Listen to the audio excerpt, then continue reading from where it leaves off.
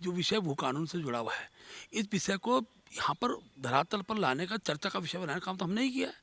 और हम चाहते हैं कि उत्तराखंड की भूमि को किस प्रकार से सुरक्षित रखा जाए, इस नहीं दृष्टिकोण तो से चर्चा आपने हो। कैसे किया? आप कह रहे आपने किया कैसे? मैं बता रहा हूँ ना कि आगे ये जो कमेटी जो हमने बनाई थी भू तो कानून पर, कमेटी तो लोगों ने जब आंदोलन किया, लोगों ने प्रेशर बनाया तब कमेटी बनी। हर विषय की कमेटी पहले निर्णय हम कर चुके थे।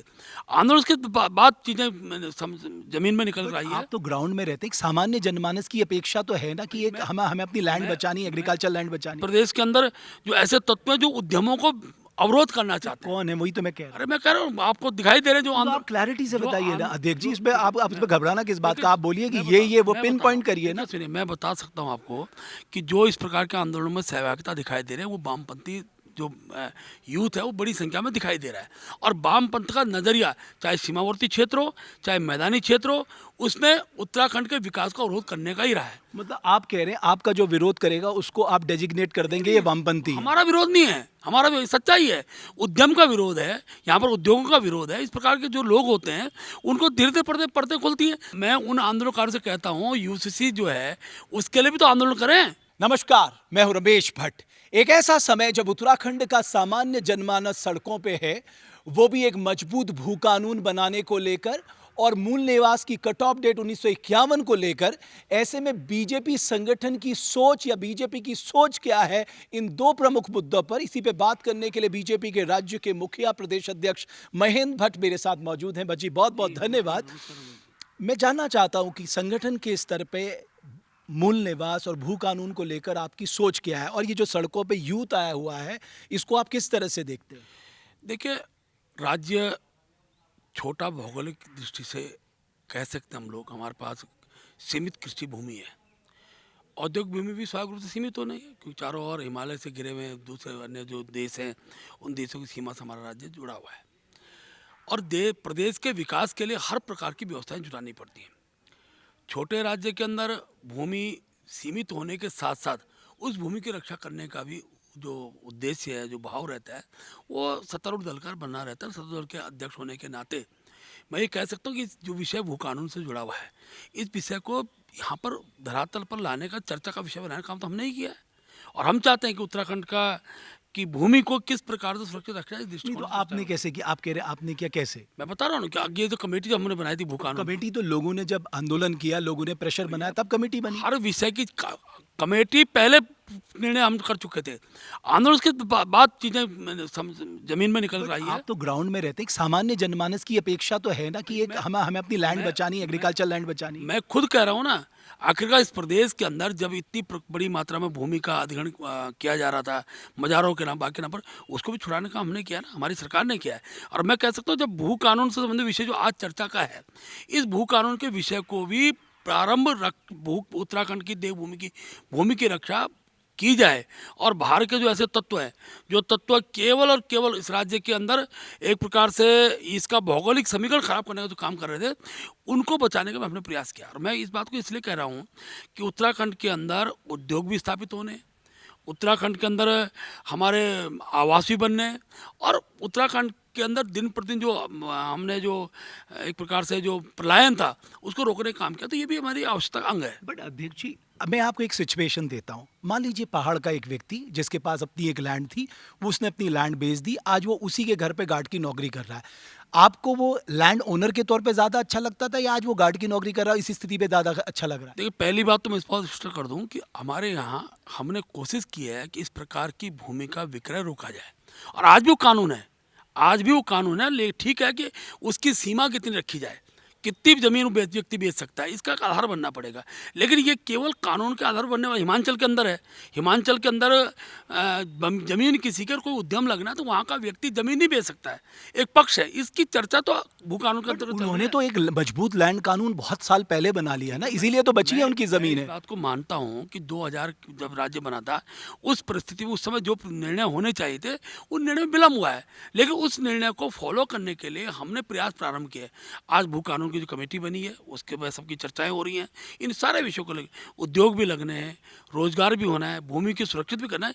इन सब विषयों पर जो विषय निकल कर आएगा वो विधानसभा के पटल पर आएगा, और जिस दिन विधानसभा पटल में आएगा तो स्वाभाविक रूप से उसकी चर्चा होगी और बट चर्चा का कानून बनेगा। अभी जैसे विधानसभा का सत्र बुलाया गया है। आपको लगता है कि वो एक प्लेटफॉर्म है जहाँ पर डिस्कशन होना चाहिए साहब कि हम अपनी एग्रीकल्चर लैंड को कैसे बचाएंगे, हम लैंड ओनर्स को लैंडलेस होने से कैसे बचाएंगे, मूल निवास को लेकर जो हमारे लोगों, जो हमारा यूथ है जो मानता है कि यार हमारे अधिकारों को दूसरे लोग छीन रहे हैं, उनकी सुरक्षा कैसे की जाएगी, वो एक प्लेटफॉर्म है जिस पे चर्चा हो सकती मैं है। कह रहा हूँ ना कि एक कमेटी ने अपनी रिपोर्ट दी है, उसकी एक जांच चल रही है, उस पर चर्चा हो रही है और जिस दिन भी आवश्यक लगेगा सदन का विषय आएगा और सदन में ही समाधान निकलना है। ये बात आपकी बात से सहमत हूँ।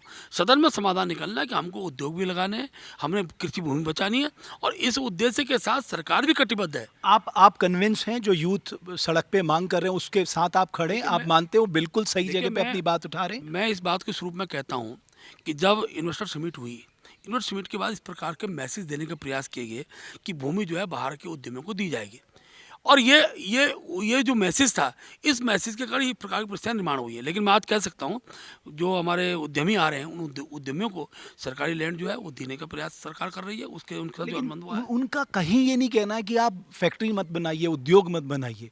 उनका ये कहना है कि पहाड़ के लोग जो बड़े-बड़े पहाड़ खरीद रहे हैं और बड़े-बड़े मुनाफे में फिर उसको बेच रहे हैं, आप उससे इस प्रदेश को मैं बचाइए। इसीलिए कह रहा हूँ कि मैसेज स्वरूप में दिया गया है, लेकिन उस नहीं, किसने मैसेज दिया? ये मैसेज दिया है इस प्रदेश के अंदर जो ऐसे तत्व हैं जो उद्यमों को अवरोध करना चाहते हैं। कौन है? वही तो मैं कह रहा हूँ। अरे मैं कह रहा हूँ आपको दिखाई दे रहे हैं जो तो आंदोलन, आप क्लैरिटी से जो बताइए ना आंद- अध्यक्ष जी, जो- इस पे आप इस पे घबराना किस बात देखिए, का? आप बोलिए कि मैं ये वो मैं पिन बता पॉइंट रहा हूँ, करिए देखिए ना। सुनिए, मैं बता सकता हूँ आपको कि जो इस प्रकार के आंदोलन में सहभागिता दिखाई दे रहे हैं वो वामपंथी जो यूथ है वो बड़ी संख्या में दिखाई दे रहा है और वामपंथ का नज़रिया चाहे सीमावर्ती क्षेत्र हो चाहे मैदानी क्षेत्र हो उसमें उत्तराखंड के विकास का अवरोध करने का ही रहा है। मतलब आप कह रहे हैं आपका जो विरोध करेगा उसको आप डेजिग्नेट कर देंगे ये वामपंथी है। हमारा विरोध नहीं है, हमारा सच्चाई है, उद्यम का विरोध है, यहाँ पर उद्योगों का विरोध है। इस प्रकार के जो लोग होते हैं उनको धीरे धीरे पर्दे पर्दे खुलती हैं, जबकि उनको भी पता है कि इस प्रदेश के अंदर भू कानून कोई ला सकता है, भारतीय जनता पार्टी सरकार ही ला सकती है, उसको पॉलिटिकल इशू बनाकर कि हम इसको करा रहे हैं। नहीं तो एक ये प्रेशर मैसेज बिल्टअप तो कर ही रहे हैं ना। कोई प्रेशर नहीं है, हम जिस काम को हमने करना है हमें हमारे द्वारा होना है, आप पे कोई दबाव नहीं है। कोई दबाव नहीं है। और मैं कह सकता हूँ कि जो हमारे दृष्टिकोण में है,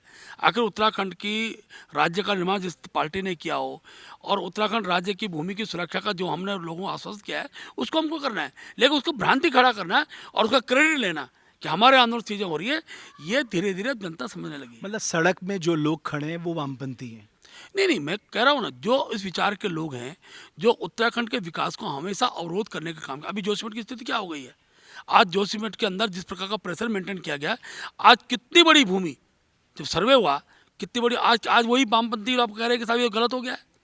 आखिरकार हम किसी क्षेत्र के अंदर आज जो हमारी भौगोलिक पहाड़ की जो परिस्थितियाँ हैं उन परिस्थितियों के हिसाब से चीज़ें सोचनी पड़ेंगी ना। पर लोकतंत्र में तो आइडियोलॉजिकल डिफरेंसेस होते हैं, उसमें क्या दिक्कत है? आपकी आइडियोलॉजी अलग है, उनकी आइडियोलॉजी अलग है, तीसरे की आइडियोलॉजी अलग है। हम भी आइडियोलॉजी का विरोध कर रहे हैं।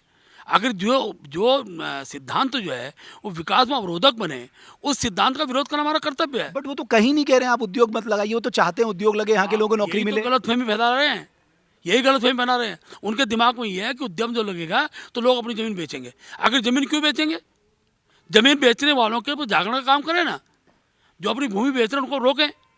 ये पक्ष हो सकता है, मैं उसका समर्थक हूँ, लेकिन सब लोग सरकार ज़मीन बेच देगी उद्यमियों को, ये मैसेज गलत है।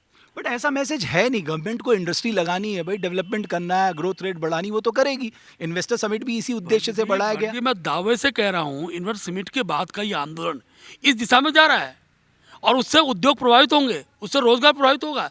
ये चीज़ समझनी पड़ेगी। गुमराह करने का प्रयास किया जा रहा है युवाओं को।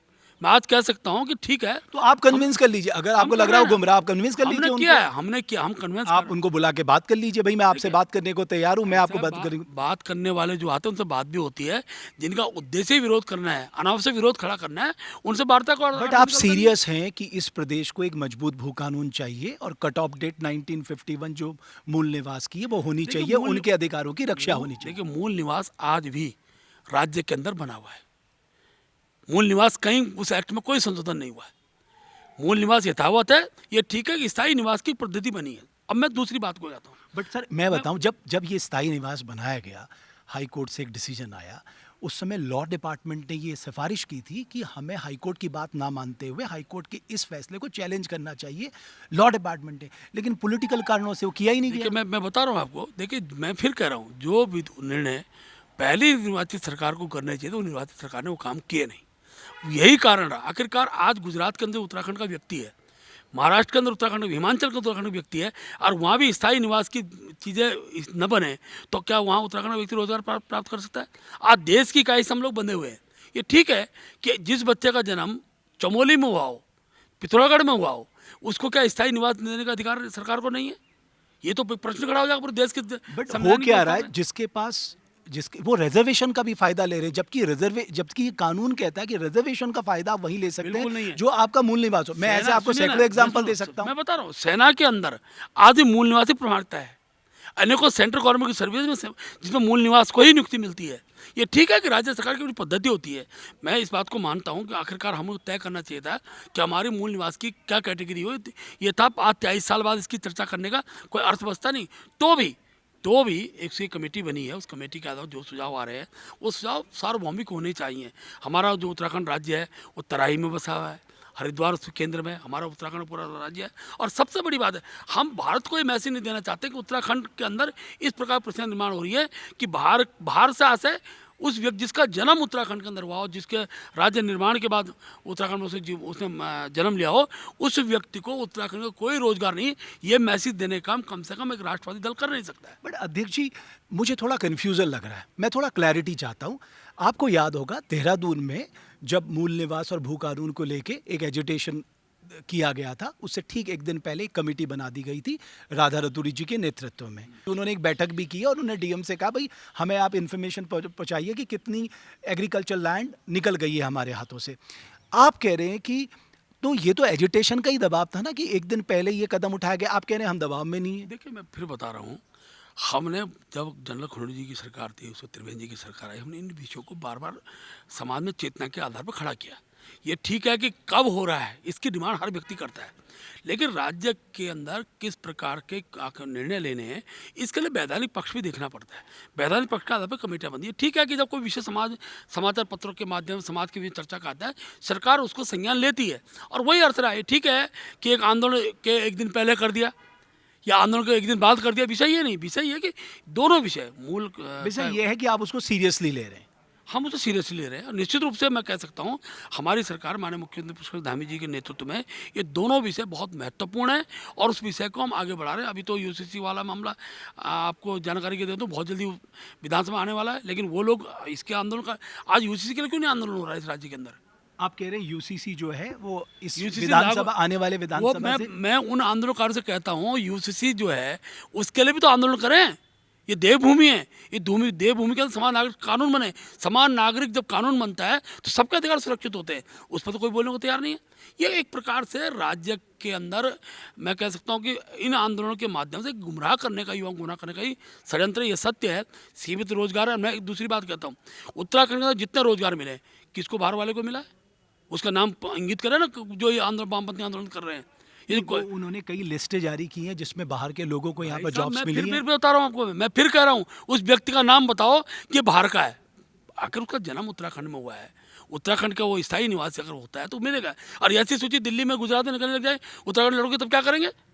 उनके बारे में कौन विचार करेगा? आखिरकार भारतवर्ष के अंदर ही नहीं विदेशों के अंदर भी उत्तराखंड का नागरिक रहता है। एक राज्य सरकार होने के नाते, राज्य के पक्षकार होने के नाते हमें इस बात का भी ध्यान रखना है कि अनेकों राज्यों के अंदर उत्तराखंड के लोगों को भी सरकारी नौकरियां मिली हुई हैं।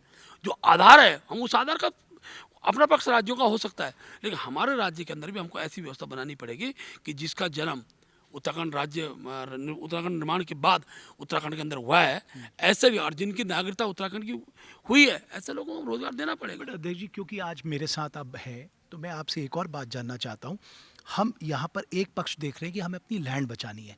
आप भी जानते हैं पहाड़ों में लोगों ने खेती करना छोड़ दिया है, उसके पीछे सबसे बड़ी वजह है जंगली जानवर वहाँ पर बहुत नुकसान पहुँचा रहे, तो उनको लग रहा है कि क्यों मेहनत करें जब कुछ बचेगा नहीं। आपको लगता है न सिर्फ ज़मीन बचानी है बल्कि उस ज़मीन को उन लोगों की आजीविका से जोड़ना, इस पे हमें एक बड़ा मंथन करने की ज़रूरत है, उसे एग्जीक्यूट करने की ज़रूरत है ग्राउंड में, तभी हमारे पहाड़ बचेंगे। बिल्कुल मैं आपकी बात से 100% सहमत हूँ। आखिर उत्तराखंड के अंदर कृषि भूमि सीमित और छोटे नाप के जोत है, हम अगर केवल धान की फसल करेंगे तो तराई उधम से नगर ऊपर नहीं कर सकते हैं, ना गेहूं की फसल। हमको उत्तराखंड के अंदर जैविक खेती, प्राकृतिक खेती के जो उद्योग लग सकते हैं उनको हमने आमंत्रित किया था। अभी मेरी मुख्यमंत्री जी से वार्ता हो रही थी, उन्होंने तय किया जो उद्यमी आ रहे हैं, अनेकों लोग जड़ी बूटी से जुड़े हुए क्षेत्र में आ रहे हैं, अनेकों लोग जो प्राकृतिक मोटे अनाज का सबसे बड़ा जो क्षेत्र हमारा है। और आज मुझे बताते खुशी है कि कोदा जो है वो 30 रुपये किलो बिक रहा है। तो धीरे धीरे उस हमारे यहाँ होने वाली जो फसल है उस फसल पर केंद्रित हमारा उद्यम बन जाए, इस दृष्टिकोण से विचार हो रहे हैं। अब उसके लिए मार्केटिंग चाहिए, उसके लिए स्टोरेज चाहिए, उन सब पर चीज़ें खड़ी होगी, इसके लिए उद्यमी आएंगे। सब चीज़ सरकार के बल पर खड़ी नहीं होती है। एक और मैं बात आपसे कहना चाहता हूँ कि आपको पता है हमने 17 एपिसोड केवल बवेजा पे किए, क्योंकि मुझे लगता था अगर इस प्रदेश की कृषि और हॉर्टिकल्चर नहीं बनेगा तो पहाड़ की सारी आबादी खत्म हो जाएगी। ये बवेजा जैसे लेकर डिस्टर्बिंग लोगों को इतना झेलना क्यों पड़ता है, मेरी समझ में नहीं आता। आपने देखा होगा हाई कोर्ट को अपना फैसला सुनाना पड़ा, सुप्रीम कोर्ट ने एसएलपी को बिल्कुल मना कर दिया सुनने से, और वापस राज्य सरकार से कहा कि भाई आप कैसे इसको बचाने आ रहे हैं। आपको लगता है इस तरह के एलिमेंट्स जो आपके राज्य को नुकसान पहुंचा रहे हैं, यहाँ की संस्कृति को, यहाँ की आर्थिक उन्नति पर अवरोध डालने, किसानों की योजनाओं पर डाका डालने, ऐसे लोगों के खिलाफ सख्ती होनी चाहिए देखिए सर। भट्ट जी, ऐसा होता है जब कोई व्यक्ति अपना विषय रखता है किसी समय सरकार के पक्ष में हो, शासन किसी स्तर पर रखता है, तो उसका पॉजिटिव दृष्टिकोण होता है। देर सवेर चीज़ें खुलती हैं, और जब खुलती है तो न्यायालय भी डिसीजन देता है और सरकार भी उसको संज्ञान लेती है। इसलिए इस प्रकार के विषय अनेकों बार आते हैं। नया राज्य है, नए राज्य में हर प्रकार का उद्यमी अपने हिसाब से अपने विषय को रखता है, और कई बार उसको न मानना भी बिना प्रयोग के संभव नहीं हो पाता है। उसकी बात को समझना पड़ता है। कई बार निर्णय अच्छे हों, कई बार निर्णय गलत भी होते हैं, लेकिन गलत निर्णय को संभालने के लिए प्रयास रहते हैं, सरकारें करती हैं। फिर धीरे धीरे उसका जब पर्दे खुलते हैं तो फिर उसको रोक लगती है। एक लास्ट सवाल, ये जो दोनों मुद्दे भू कानून और मूल निवास, आपको लगता है कि लंबा खींच रहा है, एक डेडलाइन तय करनी चाहिए, और जो लोग एजिटेट करें उनको भी कहना चाहिए हम संवाद के जरिए सुलझाना चाहते हैं, हम ये डेडलाइन रख रहे हैं, इतने तक हम इसे कर देंगे। देखिए, मैं विश्वासपूर्वक कह सकता हूँ, क्योंकि हमने जो अपने घोषणा पत्र में जितनी बातें कही जिससे हमें जनादेश मिला, हमारे संकल्प पत्र के जो विषय हैं, उन संकल्प विषयों को हम एक एक चीज़ को धरातल पर उतारेंगे। और मैं उत्तराखंड के सभी नागरिकों को विश्वास भी दिलाता हूँ, चाहे भू कानून का विषय हो, चाहे मूल निवास का विषय हो, चाहे यूसीसी का विषय हो, चाहे नकल विरोधी विषय, जो कई चीज़ धरातल उतर चुकी है, कई चीज़ हमने उतारनी है। हाँ, ये ठीक है, आंदोलन भी उसी सरकार के सामने होते हैं कुछ नीतिगत विषयों को लेकर जिन पर जनता का विश्वास होता है यही सरकार करेगी, और हम सबको विश्वास दे रहे हैं, उस आधार पर हम आगे बढ़ेंगे। बहुत धन्यवाद महेंद्र भट्ट जी।